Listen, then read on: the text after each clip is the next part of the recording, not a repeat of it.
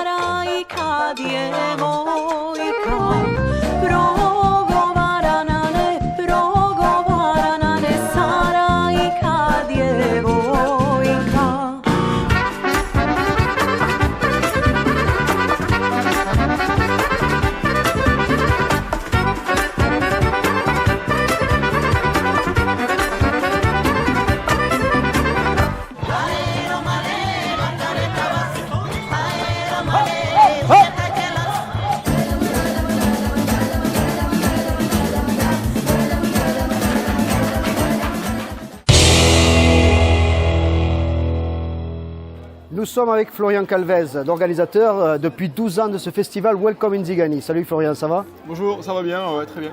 Il y a du monde, ça pulse ce festival. Et ouais, c'est vrai que cette année, là, pour la 12e édition, c'est on a un sacré score en fréquentation. Beaucoup de monde qui sont venus partager ces cultures tziganes et balkaniques et du coup on est très, très ravis. Ouais. Combien de personnes en moyenne viennent assister à tes concerts ici? Ça dépend des soirs et des éditions, mais généralement il y a entre 2 et 3 000 personnes par soir. On ne va pas refaire tout un historique pour que les gens n'aient pas trop d'informations tout d'un coup, mais c'est toi qui as l'initiative de ce festival, où vous étiez plusieurs, comment ça s'est passé dès le départ? Il y a 12 ans donc. Alors il y a 12 ans, en fait, à l'époque, moi j'étais étudiant en BTS Tourisme, j'avais un projet d'études à monter pour dynamiser un territoire rural. Donc moi j'habite dans le Gers, j'étais passionné par les musiques culture et balkaniques.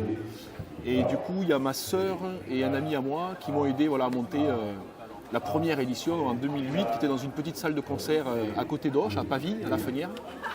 Et donc voilà, on a appelé Welcome in Zigani Festival, même si c'était juste une soirée concert à l'époque. Et c'est vrai que ça a rassemblé beaucoup de monde.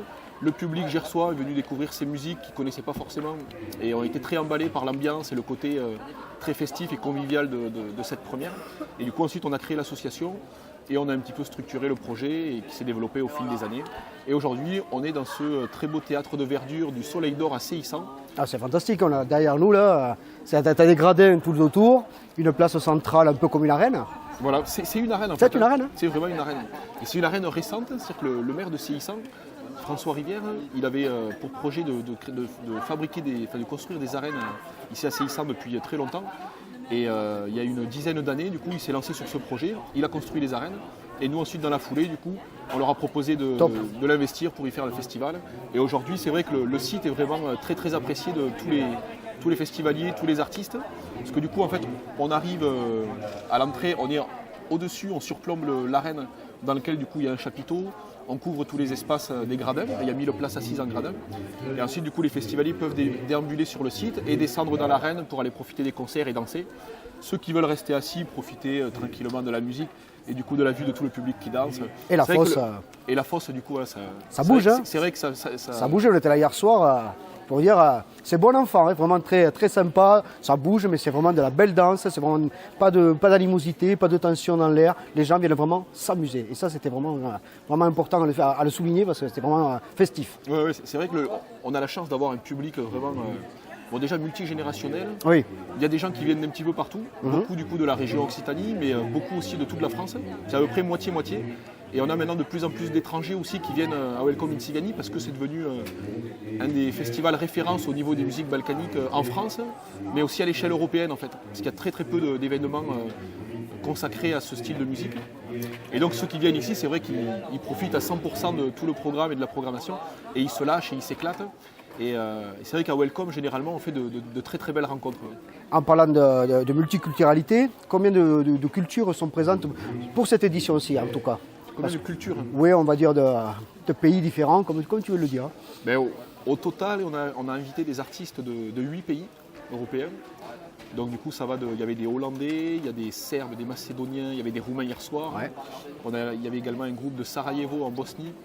Donc on essaie de présenter un petit peu les différents styles de musique des Balkans et de musique tzigane. Et pas uniquement la tradition. Pour nous, la tradition est vraiment importante et chaque année, il y a des groupes traditionnels. Mais on veut aussi présenter les nouveaux styles, donc des groupes qui fusionnent un petit peu la tradition avec des sonorités plus actuelles, plus modernes. On est bientôt en 2020, ouais, donc. Et c'est vrai, Donc, c'est vrai que le Welcome, ça a démarré plus traditionnel et au fil des années, on évolue vers une présentation de toute la richesse en fait, de ces musiques et de ces cultures.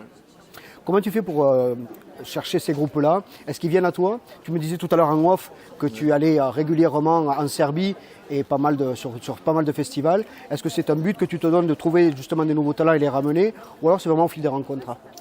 Mais c'est un petit peu la programmation, elle se fait de plusieurs manières. Depuis 2008, du coup, on a lancé la première édition. Chaque été, on est un petit groupe de l'association à voyager en Europe de l'Est. Où du coup, on se rend sur des festivals, on va dans des petites foires aussi où il y a des musiciens locaux qui ne sont pas forcément connus. Et dès qu'on on fonctionne beaucoup au coup de cœur en fait. Dès qu'on rencontre du coup un projet qui vraiment nous touche et qu'on trouve un petit peu atypique, hors des sentiers battus, on essaie de les faire venir. On aime bien présenter des créations spéciales pour Welcome in Tsigany. D'accord. Hier soir, il y avait par exemple Titi Robin. Avec Magavali. Magavali qui a réuni du coup des musiciens gitans de Perpignan. C'est un projet nouveau qui vient de relancer. Donc on a été très content qu'une de leurs premières dates soit ici à Welcome. Et ce soir, il y aura également le Macédonian All Star. D'accord. Qui est un projet du coup qui réunit 5 pointures de musique macédonienne et de jazz, notamment Djambo Agouchev, qui est un virtuose trompettiste qu'on a déjà accueilli avec sa fanfare qui s'appelle Djambo Agouchev Orchestra. Et lui, il vient de remporter la coccinelle d'argent en Macédoine. C'est l'équivalent des victoires de la musique. Sympa. Donc c'est vraiment des pointures dans leur pays. Là, ils ont monté ce projet du Macédonian All Star qui n'ont pas encore joué sur scène. Et du coup, ce sera la première à Welcome in Tsigany. Un peu de pression, mais en attendant, beaucoup de spectacles.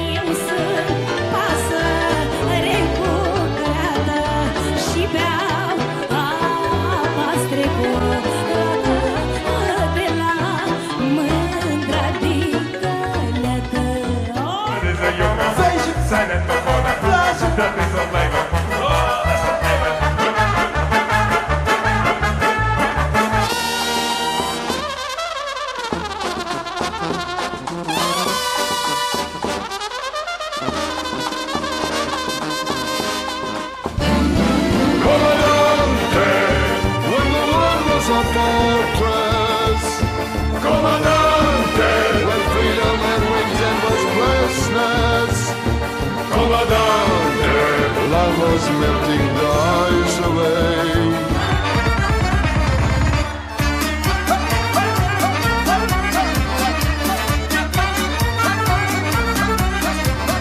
From Paris City to New York City, everyone gonna be gypsy for one day.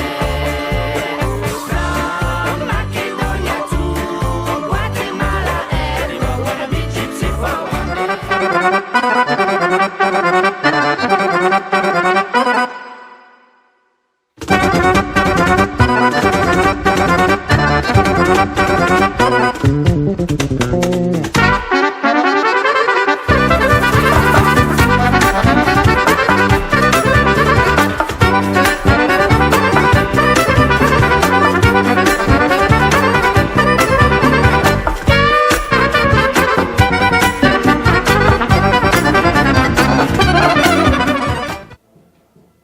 On se retrouve ici au niveau de l'interview, juste devant le chapiteau, avec Djambo Agouchev, ce qui n'est pas facile à dire. Djambo, bonjour. Bonjour. Ça, je sais que tu comprends. On va faire lieu à un traducteur, donc on aura les sous-titres de la traduction par rapport à Djambo qui parle très peu français. Juste, Djambo, comment est venue la trompette à ta bouche? Donc en fait, dans ma vie, j'ai pas eu le choix de choisir autre chose que la trompette. Depuis, tout le monde dans ma famille jouait la trompette. Et je crois même que quand j'étais dans le ventre de ma mère, on m'aurait même donné une trompette à ce moment-là. Du coup, pour toi, la trompette s'est mise en évidence sur le devant de la scène. Mais ici, pour 8, tu t'es entouré de 7 très bons musiciens, entre autres Michel Trajkowski, qui est quand même un accordéoniste hors pair. Comment s'est faite cette formation? Donc en fait c'est vrai, j'ai 7 musiciens dans ma troupe. C'est tous des gens qui sont éduqués, qui ont fait des écoles de musique. Parmi eux, effectivement, on a un accordéoniste qui est très talentueux, qui s'appelle Michel Trajkowski. Et en fait, lui, il est venu dans notre orchestre parce qu'on souhaitait créer quelque chose de nouveau en composant cet orchestre.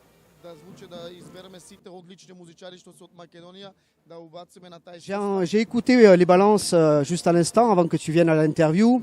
Vraiment très belle musique, très bien composée, une rythmique vraiment très belle.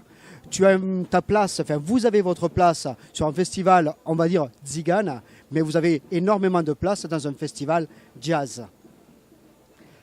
Le jazz est-il important pour toi dans la musique?